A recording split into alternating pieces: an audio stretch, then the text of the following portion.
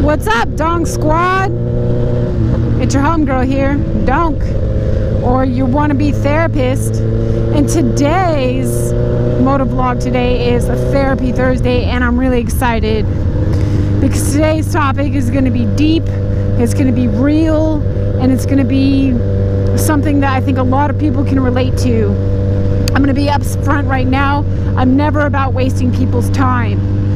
Today's motovlog is not going to be like my other Therapy Thursdays. As you can probably already tell immediately off the bat, I have a more serious tone, meaning I do not think that today's subject is appropriate for any type of cameos, for any type of humor or extra entertainment, if you will.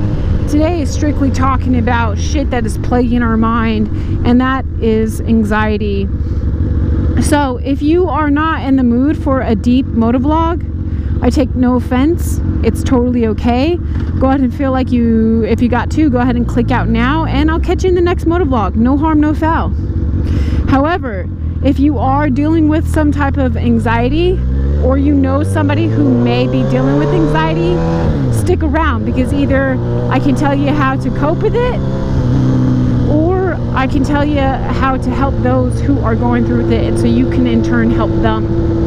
For those who do not understand the difference between, let's say, sadness and depression, or stress and anxiety, look at stress and sadness as an illness that's looking for a hotel stay. It's just a short-term vacation. It's there usually for a day, lasting up to a week, and usually you're able to nip it in the bud and get rid of it. However, anxiety and depression, they're usually there for a longer stay. They're looking for a home. They want to implant their roots in a neighborhood. They want to change the roads. They want to tear down the walls in your house and rebuild the entire structure of it. So every day that you wake up, it's a new fucking map. It's a new maze. It's something that's hard to get used to all over again. Each day just feels like a struggle. I don't mind putting myself out there and talking about my situation.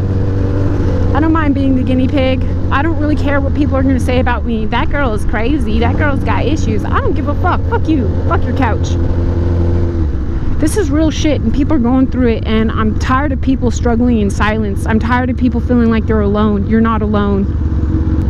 Several years ago, I was plagued with a severe form of anxiety. It was completely self-induced. Nothing traumatic happened to me because of the type of personality that I have. I have a very extreme A-type personality. I'm entirely way too hard on myself. I do not cut myself breaks. So I entered into a job. It was a 4-year contract, so that means I'm locked in. I've cultivated an environment in which was extremely competitive, and I felt like I had to prove myself, and I felt like I had to be number one. But at what extent? So through this pressure, and people can feel this kind of pressure not just through their jobs, they can feel this pressure as a parent, they can feel this kind of pressure as a student, they can feel this kind of pressure as a partner. Maybe their partner is putting way too much pressure on them, expecting them to carry the household. Especially for my men. You know, as a man, this is one thing that I cannot stand about not even just Western culture, but almost all societies around the world have this unreal expectation that men are never allowed to cry, that men are never allowed to break or feel stress, that they're expected to provide and be somehow fucking superheroes while doing it. And so therefore you have a whole bunch of men who is dealing with anxiety and depression, and because they're not dealing with it and seeking help, because our culture tells them you shouldn't, you should be a man and tough it up, shit starts turning aggressive, and that's when we start having fucking problems, like shootouts. As a woman, conversely, if you do cry and you do reach out for help, or you are emotional, then you're just being a woman, and you're probably on your period or something. And that shit pisses me off just as much as it pisses me off when they say men shouldn't cry. The fuck, I'm a human. I have something that I want to feel. And if you are a man or a woman and you have something that you're feeling, feel it, allow it for it to happen. I worked 18-hour days. I ran myself into the ground. I was stressed in the job in the very beginning, and I didn't really appropriately address the stress. I just kept on kind of shoving it off to the side or letting it constantly reoccur without finding ways to deal with this stress. So much stress that happens on a daily basis almost kind of embeds into your everyday normal behavior, and that's very much so what anxiety is. If you don't catch it and nip it in the bud, you find yourself living in a life in which you almost can never really think rationally. You're always constantly stressed out. You're always constantly on pins and needles thinking that something bad is going to happen. You're always thinking the worst case scenario in everything that you do and everything that happens to you. So during this time of my job, what's up, man?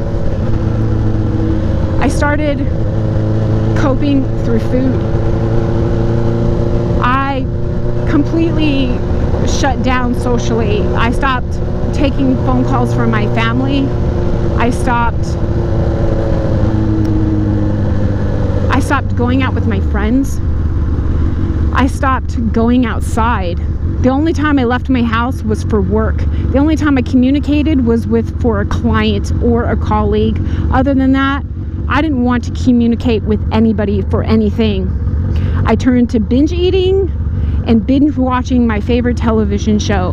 Most people, when they're depressed or are dealing with high levels of anxiety, they will lose themselves in TV or in video games because it's a way to escape from their current life.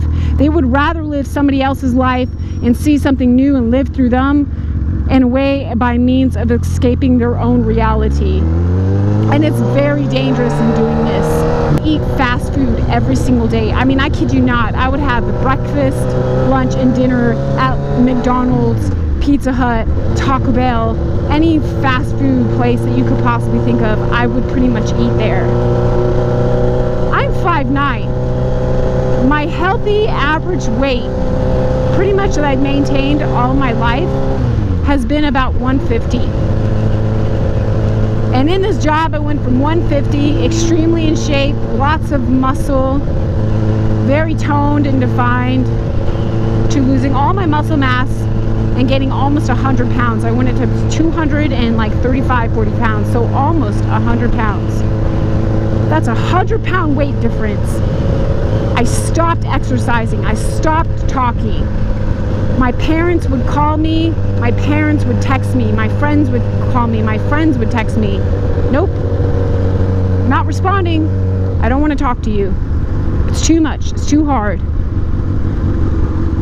I can remember the day that I had my very first panic attack. I was actually talking to a colleague of mine, and I don't know what we were talking about, but nothing actually provoked it. But I can remember that my heart started beating rapidly. It started beating so rapidly I could hear it and feel it. I could see it palpitating through my chest. My breathing just became extremely heavy. I started perspirating like a motherfucker. And I had this overwhelming need to cry. I felt like I was having an emotional and physical heart attack. I was able to get out of my conversation with my colleague, and I went to my car, and I completely just broke down. I mean, I just was crying, and I couldn't even explain it. I was like, what in the fuck are you crying over? And everything was so horrible. I just felt like I was a failure. I was embarrassed for my weight. I was struggling in my job. I felt like I couldn't keep up. I felt like the pressure was just absolutely fucking unreal. None of my clothes started fitting anymore. I didn't want to date. I didn't even want to look in the mirror naked. I was like, you're fucking ugly and disgusting. My self-esteem fucking plummeted. I just became anxious over everything. And all I wanted to do was eat and watch TV. Eating me may feel better, but it made me feel worse. And watching TV just allowed me to get an escape.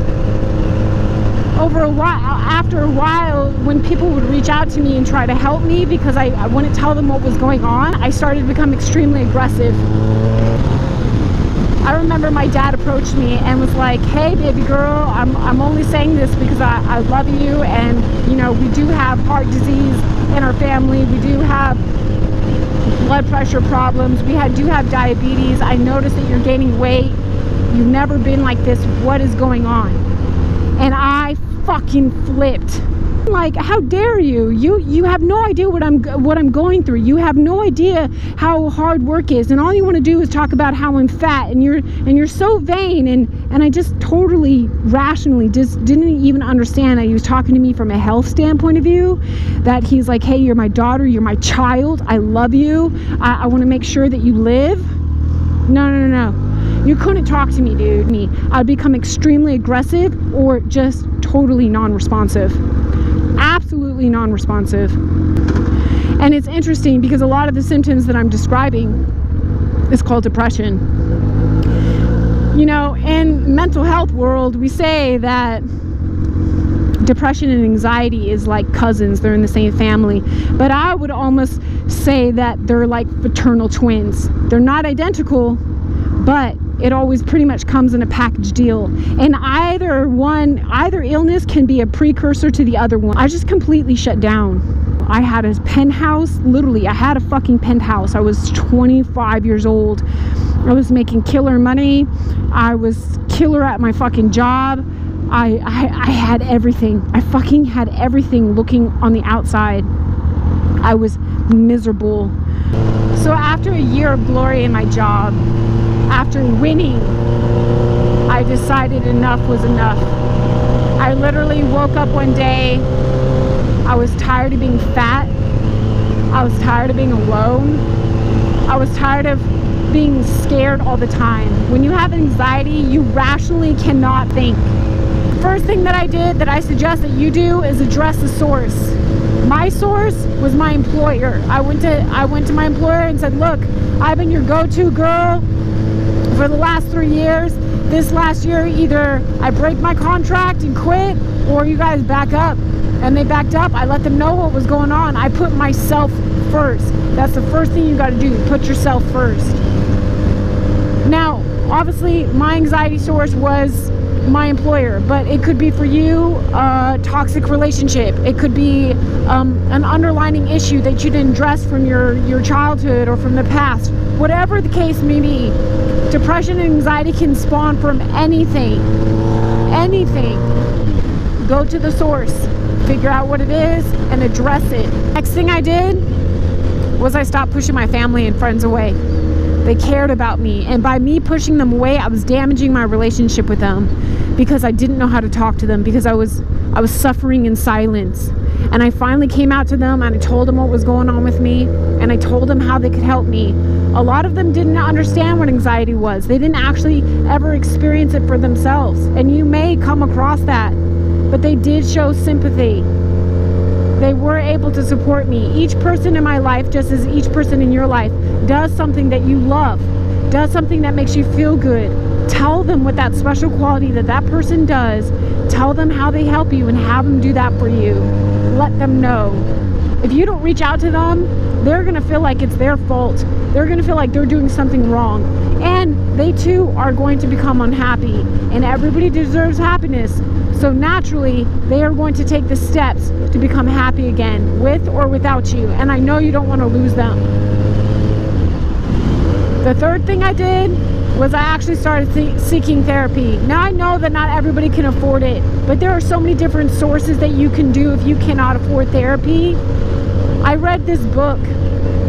It's actually a self-help book, but I read it twice. So I read it once for academic purposes, and then the second time I read it for personal purposes. It's called Feeling Good by Dr. David Burns, and it addresses cognitive behavioral therapy, in which is a form of therapy that helps you figure out what your triggers are and helps you logically find solutions once you become triggered, so you can talk yourself down from the situation. It is an exceptional form of therapy. In fact, it's the leading form of therapy out there right now for behavioral problems and mental illnesses.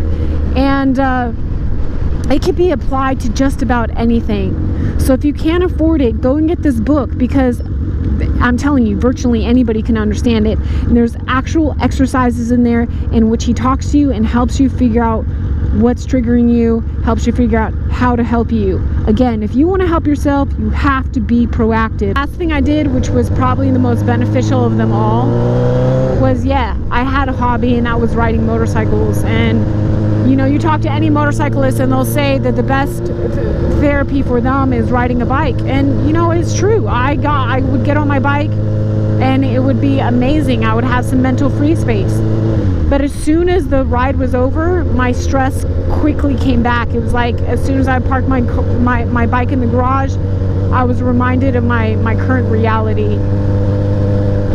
So what I did was I started to provoke a physiological change by changing my diet and starting to exercise.